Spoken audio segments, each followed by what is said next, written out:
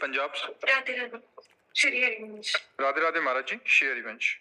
महाराज जी, मेरा सवाल है कि गुरुजी आप कहते हो कभी किसी के दुख का कारण नहीं बनना चाहिए, लेकिन कई बार ऐसा होता है कि कई लोग होते हैं जो हमारे होने से दुखी होते हैं। ऐसे में क्या हमें नहीं, जगह जाना मेरे चाहिए? प्रयास में किसी को दुख नहीं होना चाहिए। कोई अपने चिंतन से या अपने आप दुखी हो रहा है तो उसके लिए हमारे पास कोई औषधि नहीं है। हम किसी को वचन से, अपनी चेष्टा से दुख नहीं देना चाहते। अब कोई अपने आप ईर्ष्या करके जले, कोई अपने आप अपनी दुख भावना करे, तो उसके लिए तो उसको सुधरना होगा ना। हमारी कोई चेष्टा नहीं होनी चाहिए। हम भगवत मार्ग के पथिक हैं। अगर हमको कोई गाली भी देता है तो हम यही चाहेंगे कि भगवान उसकी बुद्धि शुद्ध हो, वो स्वस्थ रहे, वो कभी दुख ना पावे। लेकिन अब वो बुरे स्वभाव का है, अपने बुरे स्वभाव के कारण दुख भोग रहा है, अब उसमें हम क्या कर सकते हैं? तो हमारा उद्देश्य समझ रहे हैं आप? कहने हम अपनी चेष्टा से किसी को दुखी, अब वो अपने स्वभाव से सोचकर दुखी हो रहा है, तो अब ये उसका कर्म है, उसका भोग है, उसमें हमारे द्वारा तो कुछ नहीं होगा ना। बस ये बात समझ। इससे गुरुजी कोई पाप तो नहीं लगे? नहीं, क्यों? ऐसा क्यों? संसार है, वो अपनी सोच है, उसकी सोच है, उसको सोच दुख दे रहे। देखो, सही बात मानो, कोई किसी को सुख दुख नहीं देता है। पहली बात तो हमारे पूर्व के कर्म है, उस कर्म से ऐसा संयोग हो जाता है। जैसे इतने पुत्र होते हैं ऐसे कि वो जन्म से लेकर के और जब तक वो सुख ही देते रहते हैं। कोई ऐसे होते हैं जन्म से लेकर के और पूरे जीवन भर दुख ही देते रहते हैं, क्योंकि वो आए हैं अपने कर्म का हिसाब लेने, अपने कर्म का हिसाब देने। अब एक व्यक्ति मिलता है, अचानक इतना कड़वा व्यवहार करता है, छाती जलने लगती है। एक व्यक्ति मिलता है, इतना मीठा व्यवहार करता है कि बार बार उसकी याद आती है, अनुकूलता और प्रतिकूलता। तो उस व्यक्ति से हमारा कोई कर्म का संयोग है, वो मृदु व्यवहार कर रहा है। कोई कर्म का संयोग है, कटु व्यवहार कर रहा है। ये कुछ कर्म की ऐसी लीलाएं होती हैं और कुछ स्वभाव की लीलाएं होती हैं। एक आदमी है जो सर्पवत स्वभाव का है, चाहे जितना आप अमृत भरे वचन बोलो, चाहे जितना व्यवहार करो, वो विष ही उगलेगा। वो अपने स्वभाव के अनुसार व्यवहार करेगा, कड़ुआ ही व्यवहार करेगा। तो अपने को कोई कड़ुआ व्यवहार करे तो दुखी नहीं होना, सह जाना है। अपने से कोई कड़ुआ व्यवहार किसी के लिए करना नहीं है। ये हमारा अध्यात्म शिक्षा देता है। इसी में बहुत आनंद रहता है। अगर हम ऐसे व्यवहार में देखें तो प्रतिपल लड़ाई झगड़े की संभावना है। नहीं, आप देखो घर गृहस्थी में नहीं, अगर सहनशील नहीं होगे तो आपकी गृहस्थी भी ठीक से नहीं चल पाएगी। तो हमको सहनशील होना है।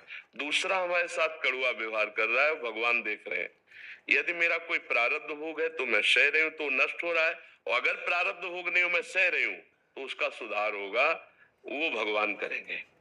हमको बहुत सावधान रहना है, हमारे द्वारा कोई कटु व्यवहार ना हो, ऐसा प्रयास करना है। अगर हो जाता है तो हम फिर उसका सुधार करते हैं, पर प्रयास करना है। एक चीज और ध्यान रखनी है, सहने की एक सीमा होती है। अगर कोई सीमा उल्लंघन करके, तो फिर या तो बड़े जनों का सहारा ले या कानून का सहारा ले, तो उस समय क्षमा काम नहीं करेगा। नहीं, एक क्षमा की एक सीमा है।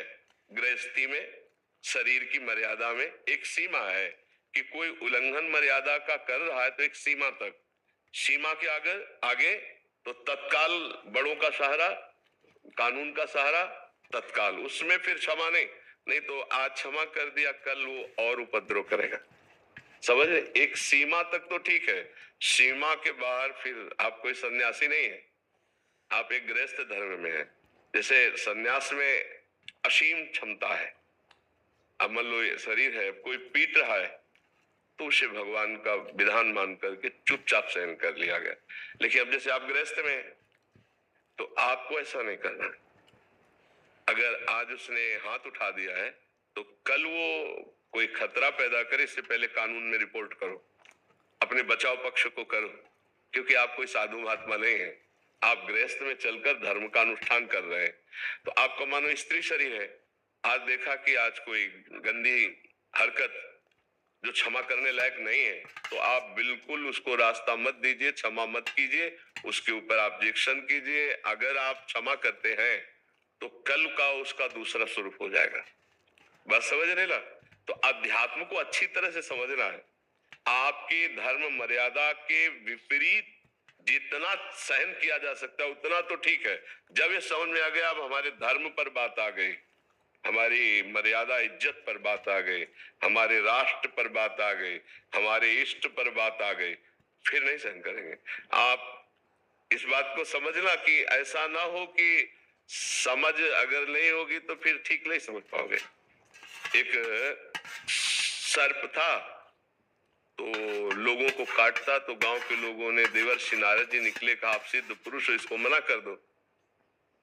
तो सर्प से कहा आज के बाद काटोगे नहीं, अगर काटे ना तो तुम्हारे सर के 100 टुकड़े हो जाएंगे। डर गया, उसने नहीं काटा। अब जो निकले सो ईंट पत्थर डंडा ऐसे। दूसरे दिन नारद जी निकले तो बोले तुम्हारी हालत कैसे? बोले आपने किया है। बोले क्यों? अरे बोले जब काटता नहीं तो जिसको देखो डंडा मार रहा है, हमको खिलौना समझे। बोले फुसकारने को मना किया था क्या?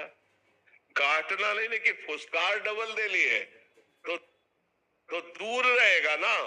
तो अगर फुसकार छोड़ दिया तो आपको परेशानी हो जाए। काटो मत, फुसकार रखो। समझ रहे हैं? अपनी धर्म मर्यादा की रक्षा के लिए, अपने गृहस्थ धर्म की रक्षा के लिए, अपने शरीर रक्षा के लिए हमको इतना फुसकार रखनी है कि दूसरा जल्दी कोई नजदीक ना आने पावे। नहीं तो आप कहोगे साधु महात्माओं के उपदेश ने हमको, नहीं, संत महात्माओं के उपदेश को आंतरिक भावों को समझना है। एक बार एक संत ने उपदेश किया शिष्य को, सर्वत्र भगवान है, ऐसी बुद्धि रखो। ठीक है। वो जा रहे थे तो हाथी एक पागल था। महावत ने कहा हट बाबा जी, हट जा, हाथी पागल है, मार देगा। गुरुजी ने कहा था सब में भगवान है। वो हाथी सूंड में लपेटा, ऐसा मारा क्योंकि रग रग जो है। अब लद के गुरुजी के पास गए, बोले ऐसा कैसे हो गया? बोले आपने करवा दिया। बोले क्यों?